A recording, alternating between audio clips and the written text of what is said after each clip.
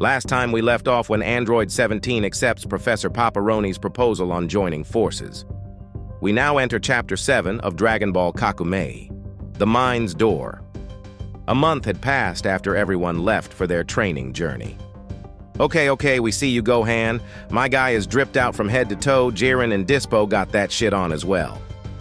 Gohan seems to be wandering into a nuclear plant, where you need to show some ID before entering. However, Gohan was on a mission with the Pride Troopers, and he needed to be as discreet as possible, so he flies to Sky while he got mixed in the crowd. Gohan sees an open window and trespasses into the facility. Jiren instructs him during his mission to go to room 128 and take the green bottle, which will be confined in a small box. The green bottle holds a devastating virus, which was artificially created. As of now, it's being sold to a neighboring country, which is itself at war, and it was Gohan's job to stop the buy from happening.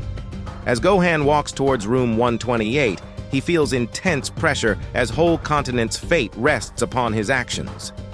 Gohan finally cracks open the door, and immediately the people inside the room tense up. Everyone looks at Gohan wondering, what's he even doing here? On the spot, Gohan comes up with a lie claiming to be a financial controller. However, some of them don't seem to buy his claims. Gohan noticed the bottle right beside him. However, he's slumped as he wonders how on earth will he retrieve it without causing a scene, and turns to his father. Gohan was so fixated on talking to Goku, and Goku randomly appears.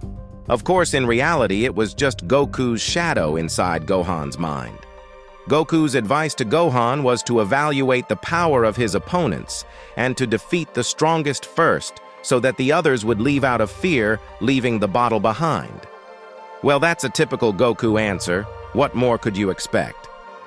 While the thugs discuss business, Gohan throws a flash bomb onto their table and runs off with the bottle, not taking any of Goku's advice into account. Gohan flies around the facility looking for an exit, but instead, he runs into security guards, and behind him are following the thugs from before. While Gohan is cornered during his mission, Jiren and Dispo wait for Gohan's call nearby the facility. It's been over 30 minutes since their last contact with Gohan, and the general informs them to intervene if he doesn't answer in an hour. While waiting for Gohan's response, the general had some good news for Jiren and Dispo regarding Lord Belmod. Lord Belmod is alive and well after getting healed by Margarita. Belmod feels the need to stay alive for the war and to not let his subordinates suffer at the hands of the evil deities. That aside, we are brought to planet Crepe, where Goten and Trunks struggle to keep up with Whis' training as he enjoys some Earth's delights. They are still stuck on the first exercise, where they have to punch at the same intensity. It seems like Goten is lagging behind Trunks since they keep failing because of him after that Goten locks the fuck in. Goten wakes up in a pitch-black space inside his own mind, and in front of him lies a humongous door. He goes closer to the door, wondering if the answer he's looking for lies behind it. However, before he could even try to push it open, he wakes up back to reality by Trunks' voice. Goten tells him to hold on a moment while telling him about the door he saw. As they both wonder what to do and look at Whis for some help, however, Whis chows down on his food, with no intent of helping them. Even so, the boys finally realize they can't always rely on Gotenks' power and need to look beyond that point. Back on Earth, Pan sneaks out at night to go and train with Uncle Piccolo even after Videl had denied this. While Pan is flying to him, Piccolo starts his training with the Namekians from Universe 6. Piccolo looks insane here. The artwork needs to be studied heavily. The colored version slaps as well. Piccolo is impressed on how far they've come since the tournament, and just then Pan also shows up for some Piccolo treatment. The Battle of Assassins finally starts. Well, one of them is an assassin at least. The other one is an wannabe assassin, but you get my drift. As they face off, the pressure rises little by little, because at such a level, each move can be decisive. Hit makes the first move, and it absolutely destroys Frost's insides. From Frost's point of view, it felt like Hit's hand was on his heart, pressing it and immobilizing his body with chains. Ultimately, Frost was able to resist the pain as he escapes his technique. Blood gushes out of him as he laughs and claims to know how to win. Frost teleports to his blind spot, and as Hit turns around, it was an illusion caused by Frost, and he stabs through Hit's body straight to his heart. However, Frost wasn't the only one who knew how to evade by illusion, as multiple clones of Hit suddenly appear. The clones jump Frost, attacking him from every direction.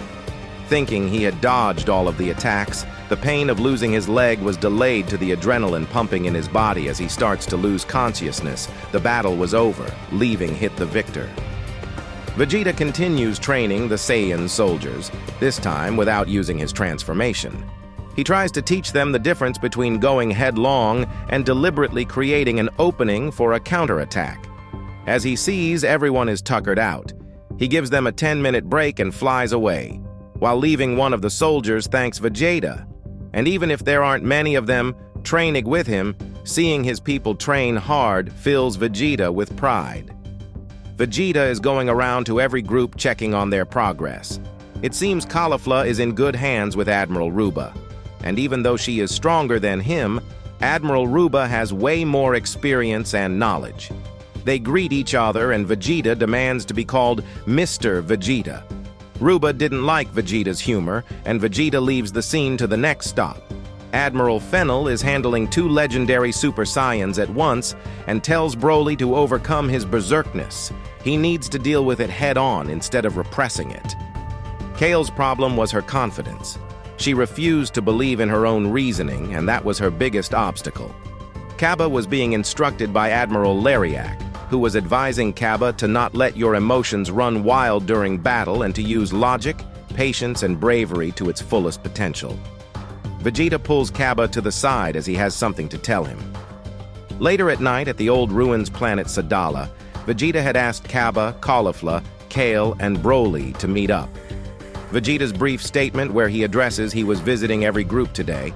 Their admirals seem to have stuff to teach them, which is good. However, every single one of them have surpassed them in power. From this point forward, all of them will meet up every night to face each other in their strongest forms. None of them complain, as this was what they were all waiting for anyway. Kale's calmness catches Broly's eye, wondering how could he achieve it. Vegeta tells Broly to take on the form he had when he was fighting Gogeta, no matter how out of control you get. However, it seems Broly has no recollection of their previous fight and remembers the form vaguely.